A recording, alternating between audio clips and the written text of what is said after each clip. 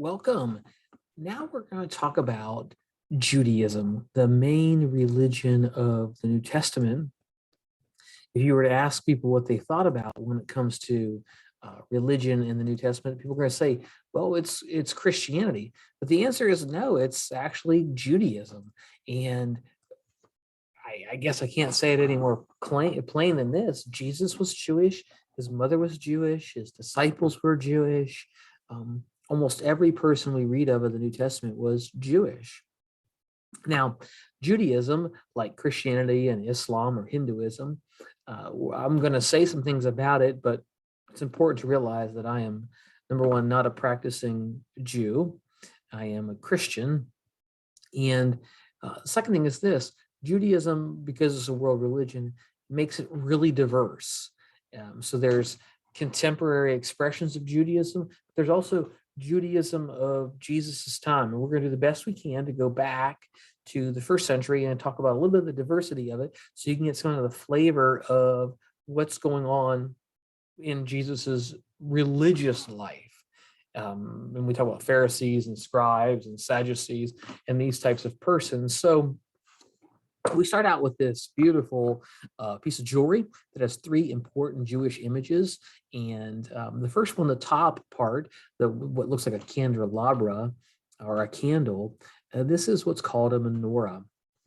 And this candelabra is important because this would have been inside the Jewish temple and the Jewish tabernacle, ancient religious worship structures. The temple, of course, was the holiest building in all of Judaism. It was in Jerusalem. Temple does not exist today because what you saw earlier in that first video of the first week about the the rebellion and the revolution against Rome was when Rome came into Jerusalem in 70 CE. Rome destroyed the temple. But the candelabra, the menorah, becomes a very important Jewish image because it reminds the Jews of God's temple and God's specific design for worship. But also it reminds them of, today we think about one of the more important Jewish holidays, although in Jesus's day it would not have been, is something called Hanukkah, the Festival of Lights. It's a celebration of when God delivered God's people about 150 years before Jesus's life, when they were under Greek occupation. God used people like Judas Maccabees to expel the wicked non-Jewish authority and allowed deeply religiously devoted Jews to take over Israel and rule Israel and run Israel by religious law. And the menorah becomes a sign of Hanukkah because in that miracle, they only had enough oil left for one day to reopen the temple, and it burned for 8 days in this glorious festival. So the menorah becomes an image of Judaism. The second image is what's called the Star of David, this six-pointed star that symbolizes, you'll see it on the center of the Israeli flag today. The nation of Israel center is this beautiful blue Star of David. But the Star of David symbolizes that God has given the Jewish people leaders and the kingship. And that's what we call it, the Star of David. And that out of this line of David would come the Messiah. That not only does the menorah tell us that God has particular styles of worship and particularities when it comes to how to worship God, but there's also God-ordained leaders and a plan. And the Star of David helps us see that. And this kingdom and kingship model comes from the Old Testament. And finally, at the bottom is a letter of the Hebrew alphabet.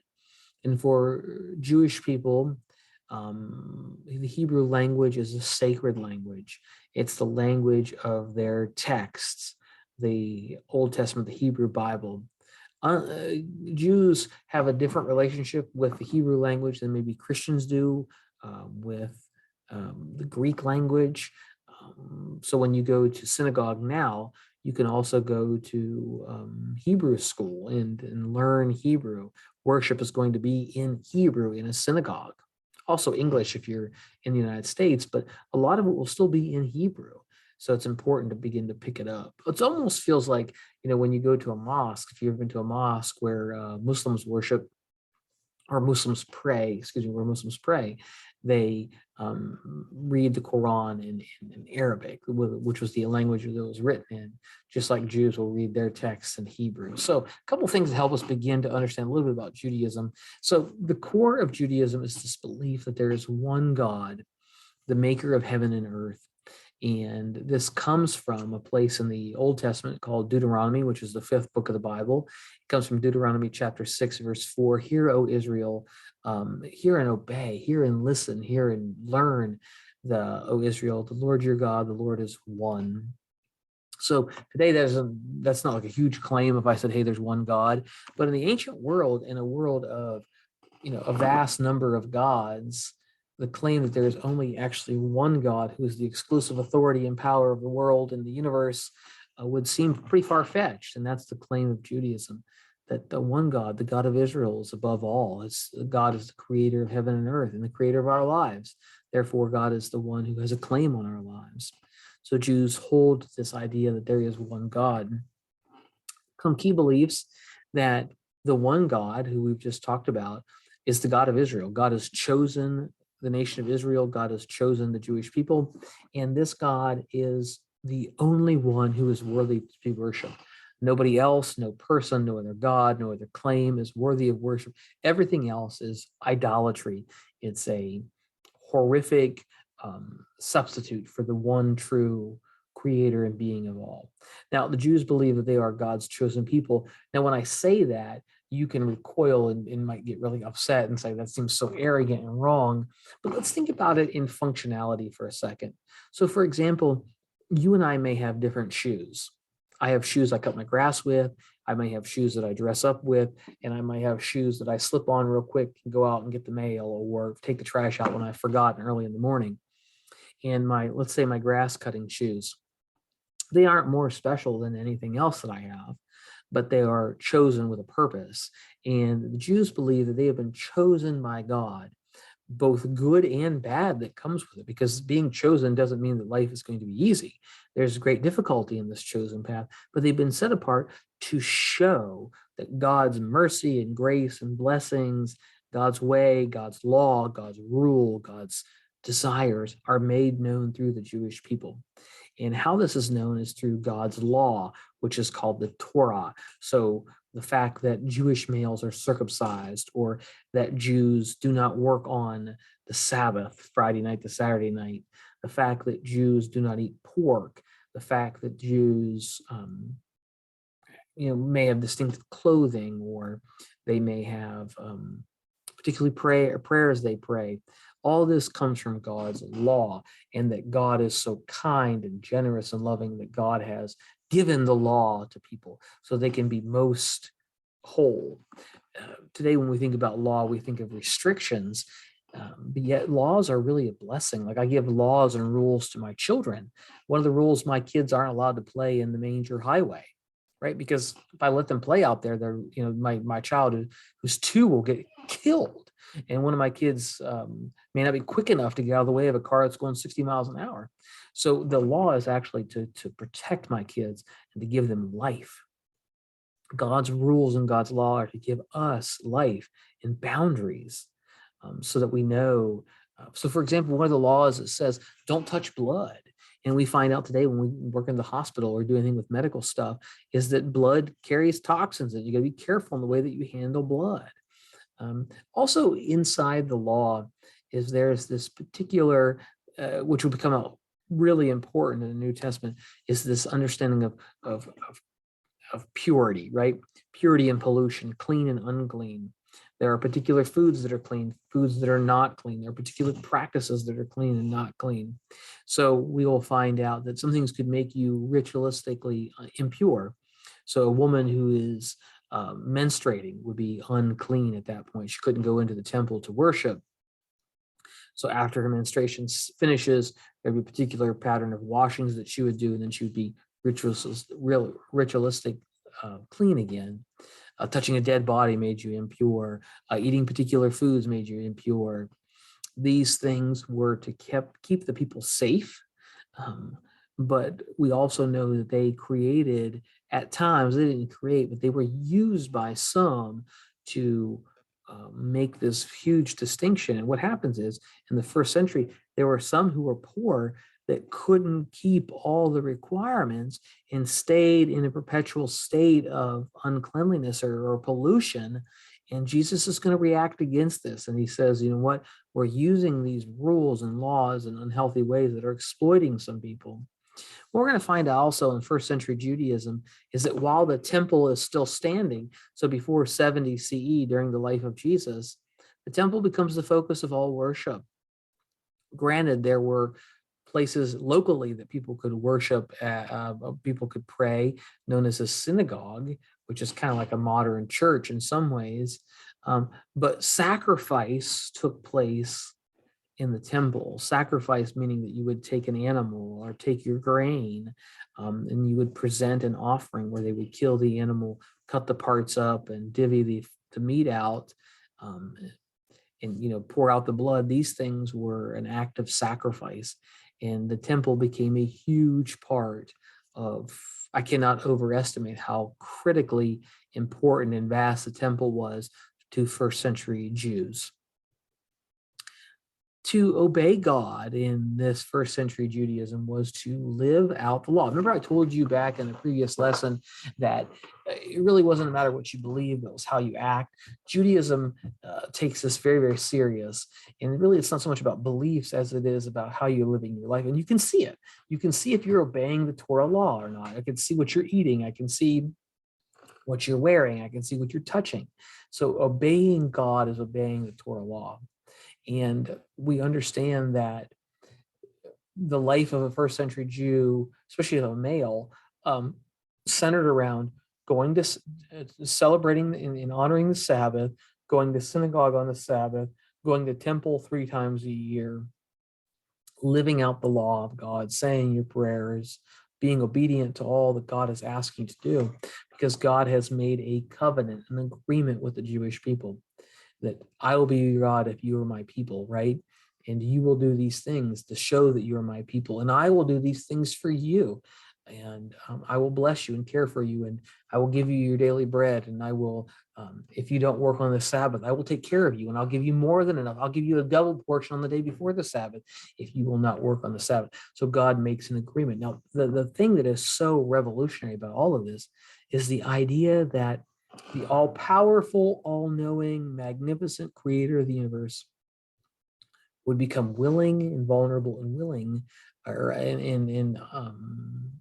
and God would extend God's self to humanity and say, by the way, I will make partnership with you. You don't deserve this. You haven't done anything to earn it. And quite frankly, oftentimes you mess it up. But I, in my love, I'm so creative and so loving that I want to give you this agreement. I want to make an agreement with you, right? And these are what we call covenants. And we find them throughout the Bible. A covenant is made with David, a covenant is made with Jeremiah, a covenant is made with Moses, and a covenant is made with Noah and Abraham. These covenants, Phineas, these different characters of the Old Testament. Now, there was some great tension in first century Judaism, because what do you do when you're a part of a small religion in the greater sea of people who are not operating like you? Now, when we look at the life of Jesus, we know that the people we're going to read about are Jewish and are living in a Jewish land. But the greater Roman Empire is over Judaism. So, it's kind of like if I am a conservative Christian, right? I don't watch TV. I don't listen to anything but Christian music. I don't wear any short sleeves. I don't go swimming. I don't dance. I might have a kind of a more conservative approach to life. And maybe I go to a homeschool group, and then I go to a Christian college, and it may be easier to live out my Christian life in these kind of what we call Christian enclaves.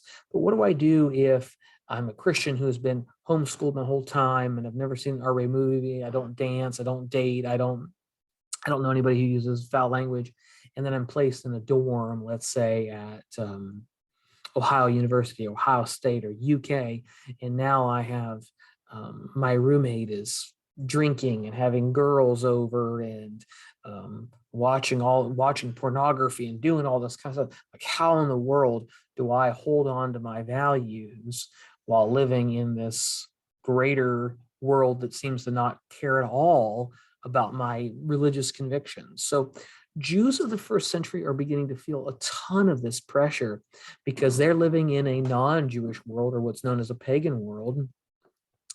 And so a couple questions, do you hold on to Hebrew, or should you start learning Greek?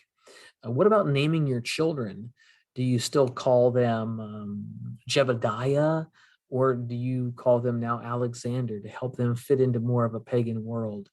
What about circumcision, the literal cutting of the foreskin on the penis, which sounds, when I say that out loud, you're like, why on earth would that ever matter, right?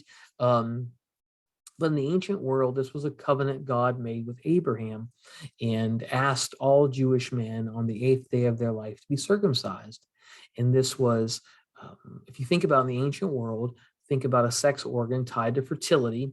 Will I trust God to be the ruler of my fertility, be the one who I will literally put the extension of my life into God's hands? So the Jews become a people of circumcision. And in that, why would that matter? Like, no one knows if I'm circumcised or not, right? But in the ancient world, it would become an issue because in an Hellenized or a Greek influenced world, when sports are played nude. So if I'm raising my son up now, who's going to be playing a sport, that they will see if he's circumcised or not. And if he's circumcised, he may be seen as, in the ancient world, that was seen as like barbarism and backwardness and horrific. And like, why would you do that? So do I keep my Jewish identity and hold on to what I believe is important in the agreement God has made with me? Or do I try to accommodate, right? Do I change what I eat? Do I change even the coins that I use? Do I, start working on the Sabbath and taking another day off instead? And ultimately, what do I do with an empire that is, in my eyes, pagan? Can I support the Roman Empire or not? These are tensions that we're going to play out hugely in the life of Jesus, and especially in his earliest followers. Because what happens when Jewish Christians and non-Jewish Christians get together and they eat? Non-Jewish Christians are going to bring pork. They're going to bring shellfish. They're going to bring, a hamburger with cheese on it. And these are things that Jewish Christians can't eat. So what's going to happen? What do we do about circumcision? Is that still going to be a requirement? To be Christian, must you be circumcised? These are huge tensions that the early Christian church is going to have to deal with. Now, as we go along, the last things I want to do is I want to talk about the distinctive groups of Jews that would have been floating around in the first century. The first group we're going to read about preeminently in the New Testament are a group of Jewish people called the Pharisees. The Pharisees, which you'll see an image of a Pharisee there on the right, they get a bad rap, a huge, horrible bad rap in the New Testament, or the way that people talk about them. But these are deeply religious, conservative Jewish persons who actually would not have been seen as conservative in the ancient world, but would have been seen as a little bit more modern. But what they believed was that Judaism was falling away and was not being as serious as they should be, because Judaism was not following the teachings of the law as they should. So the Pharisees believed that the policy of being very different than the people around you, and being withdrawn in some ways from total society, not being involved with politics or the powers of the day, and they wanted Jews to become more serious about the law. And they were absolutely committed, deeply committed to the protection of the clean or unclean, the pure and the polluted kind of world. They didn't want they didn't want these groups to be crossing over. So they had a radical devotion, and they wanted to make sure that Jews were honoring Sabbath and not working on Sabbath, and making sure that they were eating the right foods and having the right washings. Some people would have seen this as highly legalistic. We find out that the Pharisees clash with Jesus over and over and over again. Jesus clashes with them all the time. Now, is it because Jesus hated the Pharisees? I would argue absolutely not. I would argue he clashes with them because he's most like them. Here he is, he loves the word of God and wants to see it honored, but he believes that this group of people are taking it in a way that is actually excluding people where the law was designed to care for. So these are the Pharisees. They hold some political power inside of Judaism. We find out there's a group of 70 men known as the Sanhedrin, and the Pharisees have strong power inside this group of 70 men that ultimately rule and run religious law in Israel. So the Pharisees will become huge figures, and the most important Pharisee that we'll read about in the New Testament is a guy by the name of Paul. Paul was a Jewish Pharisee who will be converted to Christianity and then write half the New Testament. So his Pharisaical nature comes out, and his Pharisaical training comes out when we read his writings. The second group is the Sadducees. Now, with the picture with Barack Obama and Pope Benedict XVI, I'm not trying to make any kind of statement there. It's simply the merger of politics and religion together, and that's the Sadducees. They are a group of Jewish leaders who were more wealthy and more conservative. They were more conservative than the Pharisees because they believed that there was no resurrection from the dead. They didn't believe that there was eternal life. They didn't believe in angels or demons because they believed that the oldest books of the Old Testament didn't mention them. Therefore, they shouldn't be a thing. Now, remember the group I just talked about, the Pharisees? They did believe in angels. They did believe in demons. They did believe in resurrection, eternal life, and end times rewards. Hence why they clash heavily with the Sadducees. Now, the Sadducees are the ones who run the temple. They run the religious commerce of the day. They're wealthy and they're controlling. And the Pharisees actually break away from them because the Pharisees think that they're getting too, they're selling out. They're getting too far along into political power and money. But the Sadducees have great powerful influence politically on the day. The Sadducees would be the ones who would go to Roman leaders and work closely with the Roman leaders in Israel. The Pharisees, on the other hand, would not see Rome as an ally. The third group is a group not really mentioned in the New Testament, but we know that they were a type of Jew that definitely was happening in the first century. And they are called the Essenes, the true worshipers, the kingdom of light. Now, in the image here, you're going to see Gandhi. Gandhi was not Jewish and he was not an Essene, but he did live in a radically ascetic life of simplicity and plain dress, rigid diet, radical commitment to religious community. And that's a good image of what the Essenes would have been like in the first century. The Essenes were only men. They lived in a community and they held everything in common. They were celibate, took a vow of poverty, and they wanted to get away from anything of the world. So think about kind of a fringe religious commune, and those were the Essenes. They went to the desert. They wouldn't participate in the military, and they didn't have any animal sacrifices. They thought the whole structure of first century Judaism was bankrupt. They thought the temple was bankrupt. They thought the way things were going was wrong. They thought culture was irredeemable, that everything was just going to go to hell, so let it go. They didn't have slaves. They took care of the sick, but they believed that God had already ordained every day of the universe and that God was going to soon come and destroy all this wickedness that was running around. The Essenes also believed that there was real spirituality and hard work. They, today we would see them as a people who would kind of build a religious commune and go somewhere where nobody else is. And that's what the Essenes were. Now, I told you the Essenes aren't mentioned in the New Testament, although some people think that maybe John the Baptist, the cousin of Jesus, who came before him, could have been an Essene. There's some possibilities to that. But if you've ever heard of the Dead Sea Scrolls, the Dead Sea Scrolls are a copy of ancient religious documents that were hidden and recently discovered in the last like 70 to 80 years were discovered, and they were created by and copied by the Essenes. So the Dead Sea Scroll community, known as the Qumran community, those were the Essenes.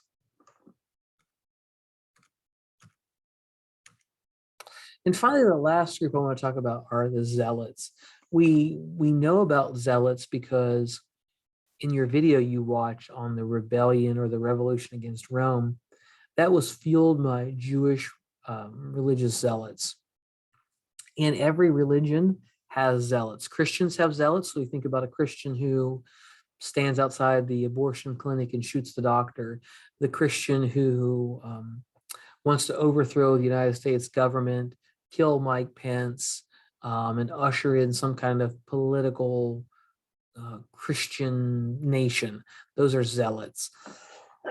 Today in our world, Muslim zealots become most famous because of 9/11 and other things, but every tradition, every religion, Buddhism, Judaism, Hinduism, Sikhism, Christianity, Islam, all of them have zealots.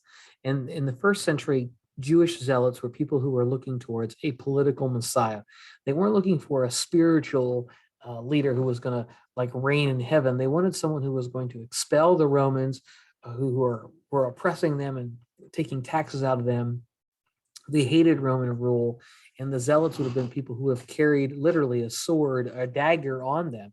They were ready to kill if necessary to bring about revolution and to expel Rome. Now, this seems crazy, right? If I were to say, God wants you to kill a bunch of people to bring out a new kingdom, you might think that I need, that I've gone to a place of unhealth. But really, there are stories in the Old Testament where this is the case.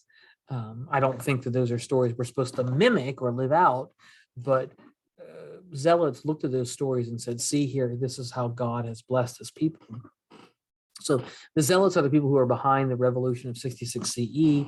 They want to get rid of all Roman taxes. They want to crush and break away Rome. They don't want to tear down the Roman Empire. Please don't hear that. They're not like trying to they're not trying to crush the Roman Empire and take over the world. They simply want Rome out of Israel, get Rome out of Israel.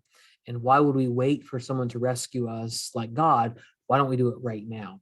Now, the zealots are mentioned because when Jesus is arrested and he's taken before the Jewish leaders, and then he's taken to the Roman governor named Pontius Pilate, it's decided the crowd wants Jesus crucified, right? So when Jesus is led away to be crucified, he takes the place of another criminal who was supposed to be crucified on that day. And the criminal's name is Barabbas. Now, Barabbas was a Jewish zealot. He had killed multiple Roman soldiers. He was trying to usher in a revolution, which of course failed. So he and two of his companions, they were religious terrorists. There's no way about it. They were religious terrorists. Both Barabbas and his two companions would have been scheduled for execution. Barabbas is exchanged for Jesus. Jesus is placed up on the cross, and Jesus takes the place of a terrorist. I want to say that one more time. Jesus takes the place of a terrorist. How different would our language and actions today of American foreign policy be if we really affirmed the fact that Jesus is the one who takes the place of the terrorist? Here's a good picture of the temple that was built almost 600 years before Jesus was born, and originally built by Solomon about 1,000 years before Jesus. It was torn down by the Babylonians, but it was rebuilt about 430 years before Jesus. And it's a place where Jews would have gone to worship and to sacrifice, and it's massive. It's one of the wonders of the world, right? It's golden and huge and perfect for religious worship. Here we're inside the temple, and inside behind that gigantic curtain would be known as something called the Ark of the Covenant, which we may talk about later. But every week, Jews couldn't come into Jerusalem unless you lived there, right? So in the meantime, before you came down to Jerusalem for a feast every 3 times a year, Jewish men would gather together locally in their local town, and at least 12 Jewish men would get together for prayers and teaching, and that was at the local synagogue. We're going to find out that that's kind of like Jewish church in some ways, and we're going to find out that Jesus spends a lot of time in the synagogues and does a lot of his actions there. So be aware of that. And so the synagogue was a place of Jewish worship on the Sabbath, focuses on lectures and readings. Yeah. Okay, I think that's what we're going to have today. So have a great one.